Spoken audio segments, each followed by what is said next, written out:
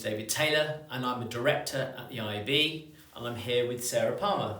Good morning, I'm Sarah Palmer, the CEO of the IAB. So Sarah, we're going to be talking about something today which is a really hot topic, strikes me, within IAB, which is technology and how is it actually impacting accountancy and bookkeeping. What do you see on the ground as being the sort of the key changes? I think what we're really talking about is AI and how that is affecting the softwares that as accountants and bookkeepers that we use. So what I'm seeing is the use of AI in some of the software and the development of the software is just accelerating that whole data process and the automation of data processing. That some people are slightly fearful of that, but I think if we take a positive view of it, it's actually really driving efficiency in our businesses. So I think it's a good thing. I don't think we need to be scared of it. I think it's a good thing, and a lot of the softwares are really embracing this technology, and I think we need to too. It's an interesting point you make about lots of people being very fearful of it. It strikes me that whenever you have new technology, people run for the hills and saying, that's it, we're redundant now, we're not needed. And it seems to me that always it's those companies who innovate in that space actually do better because they're grasping the technology and they're using it in a positive way rather than saying it's a negative. And I think that perhaps a lot of financial professionals see AI as being wholly negative. I think you could be right. I think what it is facilitating though is that whole conversation around advisory services. Now that is not a new conversation, but I think it's becoming ever more necessary to really embrace that as a way of doing business, whereas before it's been kind of positioned as an aspiration, or that's where you can demonstrate your value. Yeah. I think that's becoming, with this AI, we're seeing data automation accelerated, but what AI is not doing is replacing those soft skills that as bookkeepers and accountants we can interpret that data and present that to our clients. Yeah.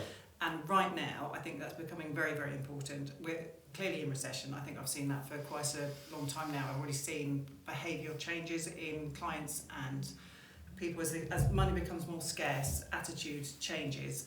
And I think we need to really support our business owners with decision making. So those conversations around advisory services, is so important. Timely information and accurate information is what good business decisions will be made from, and then those businesses will stay in business for longer.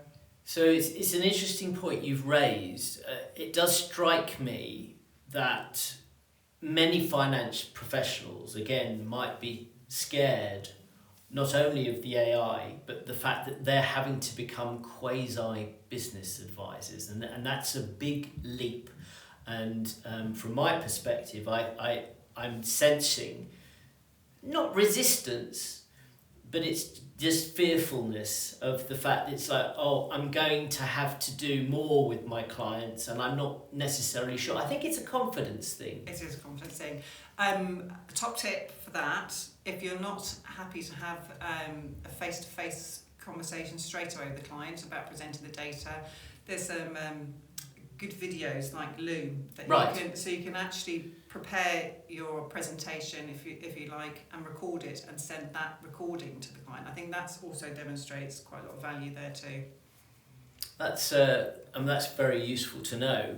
And in what way are there any other things that you feel our members could be doing as well as to prepare themselves for this sort of next stage forward? I mean, I know that we're trying to do a lot at the IAB, aren't we? We are, yes. So I suppose with our focus on those soft skills, business advisory, we've got some new qualifications coming out later in the year. So there'll be a level 4 to 7, and that's much more focused on business management. All right. So that'll be available later in the year. So that will be excellent, really good.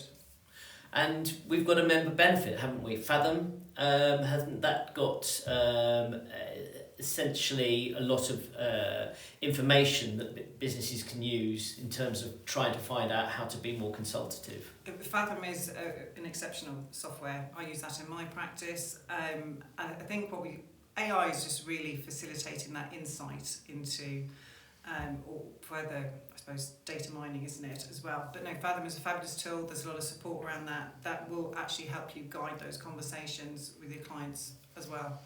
So again, we're trying to ease that journey. I know if our members are sort of slightly fearful, we're there very much for them to say, well, we're here on the journey with you. And I know one of the things that I've been trying to develop is a business data interpreting course.